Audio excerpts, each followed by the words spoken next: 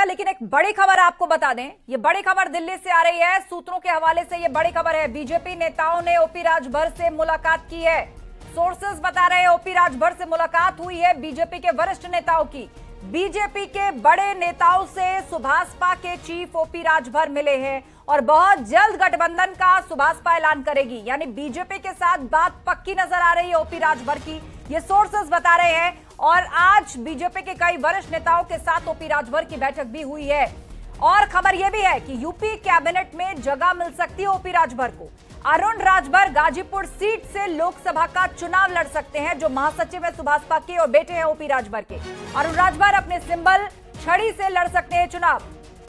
घोसी से उपचुनाव लड़ेंगे दारा सिंह चौहान, जो कि समाजवादी पार्टी को छोड़ करके आए हैं। उन्होंने इस्तीफा दिया है। गृह मंत्री अमित शाह से पूर्व में उनकी मुलाकात हुई थी, उसी की तस्वीर भी वायरल हो रही है। उन्होंने आज समाजवादी पार्टी को छोड़ दिया है और खबर ये आ रही है कि वो घोसी से उपचुनाव लड़ सकते हैं और सरकार में मंत्री भी बन सकते हैं। 2024 कैसे नजदीक आ रहा है, आप देखिए सियासी समीकरण उत्तर प्रदेश में किस तरह बन रहे हैं। नए साथियों को की तलाश की जा रही है, पुराना बैनर छोड़ा जा रहा है। इस तरह के बहुत से बदलाव 24 के आते आते हमें देखने को मिल सकते हैं, लेकिन फिलहाल ये दो बड़ी डेवलपमेंट है। ओपी राजभर जो अभी तक अपने पत्ते नहीं खोल रहे थे, खबर लगभग कंफर्म है कि वो बीजेपी के साथ जा रहे हैं। 24 के लिए गठबंधन हो रहा है। हमारे साथ अनुराग भदौरिया जी जुड़े हुए हैं, उन्हीं का रिएक्शन इस पर ले लेते हैं। अनुराग जी बताइए, ओपी राजभर अब बीजेपी के साथ लगभग बात पक्की किए बैठे हैं। वरिष्ठ नेताओं के बीजेपी की उनकी मुलाकात हो चुकी है और बहुत जल्दी अनाउंस हो जाएगा। देखिए, ये बात तो मैंने बहुत पहले आपको बता दी थी कि राजभर जी सरकार की चाय पी रहे हैं। आप भी यही बात कह रहे थे। हाँ, वो तो 1 साल से यही काम कर रहे हैं ना। जब से सरकार, उनको लगा कि समाजवादी पार्टी की सरकार नहीं बनी है, जब से भारतीय जनता पार्टी की सरकार बनी है, तब से वो सरकार की चाय पी रहे हैं। आपको भी पता है उनकी, चूंकि ये वो लोग हैं जो सिर्फ जीतने के लिए, इनको सत्ता से मतलब होता है। सत्ता के कैसे सत्ता की मलाई कहीं से मिल जाए, इनको जनता की समस्या से कोई लेना देना है। वो लोग जो जनता की समस्या का, जिनकी एक आइडियोलॉजी होती है, जिनका एक विचार होता है, जिनकी एक विचारधारा होती है, पहले भी बीजेपी में थे, फिर और की, फिर समाजवादी में आए, फिर चुनाव लड़े, फिर समाजवादी से जीते, फिर जैसी सरकार नहीं बनी तो फिर सत्ता की चाय पीने चले गए। तो ऐसे नेता आपको मिलेंगे, ऐसे नेता हैं, राजनीतिक दल ऐसे बनाते हैं। तो ये कोई बड़ी चीज नहीं है। ऐसे ऐसे लोग तो हमेशा सत्ता के साथ, कर बीजेपी की नहीं रहेगी, फिर दूसरी जगह अपना जाएंगे, दूसरी जगह बोलेंगे कि नहीं, फिर बीजेपी को गलत बोलने लगेंगे। भाई, आपको याद होगा जब समाजवादी के साथ गठबंधन करना था तो भारतीय जनता पार्टी को कितना सुनाते थे।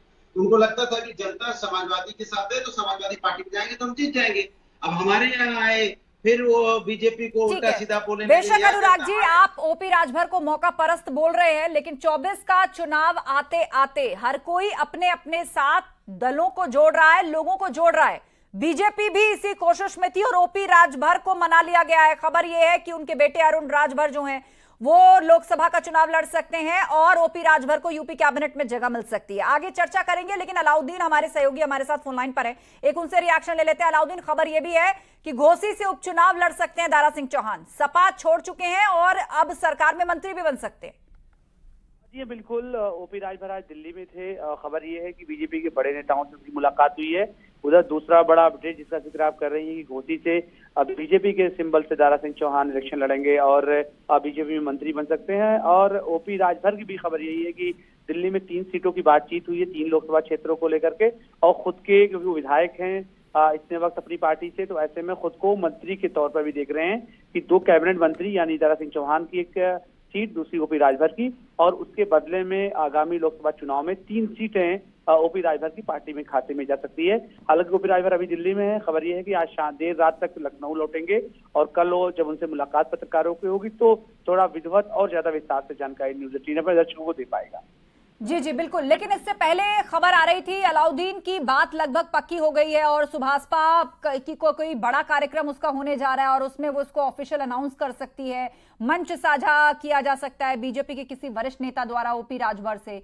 इस कार्यक्रम को लेकर कोई अपडेट है क्या? तारीख खुद ओपी राजभर ने बताई थी। इससे पहले जब लखनऊ में उनका कार्यक्रम अभी 1 हफ्ते पहले था और पार्टी के तमाम पदाधिकारी और पूर्व उत्तर प्रदेश के तमाम लोग आए थे, तो अक्टूबर की डेट उन्होंने दी थी। लेकिन आज की मुलाकात के बाद ये बात लगने लगी है कि अब थोड़ा अर्ली ऐलान हो सकता है, क्योंकि जुलाई का महीना चल रहा है, अक्टूबर आने में वक्त ही बचा हुआ है, तब तक लोकसभा इलेक्शन अपने पीक पर होगा। तो 3 सीटों की जो बातचीत चली है, ऑफ रिकॉर्ड ये पता चली है, एक तो बातचीत चल रही है खुद घोसी लोकसभा क्षेत्र पर, दूसरा जो है मऊ पर, और तीसरा गाजीपुर पर। तो इन 3 लोकसभा सीटों को लेकर उनकी बातचीत दिल्ली में हुई है।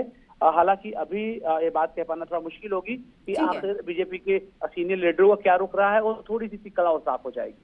ठीक है, आप नजर बनाए रखिए। जानकारी के लिए शुक्रिया अलाउद्दीन। गेस्ट पैनल हमारे साथ है जेपी सिंह अर्कवंशी, हमारे साथ जुड़े हुए हैं, सुभाषपा के प्रवक्ता हैं।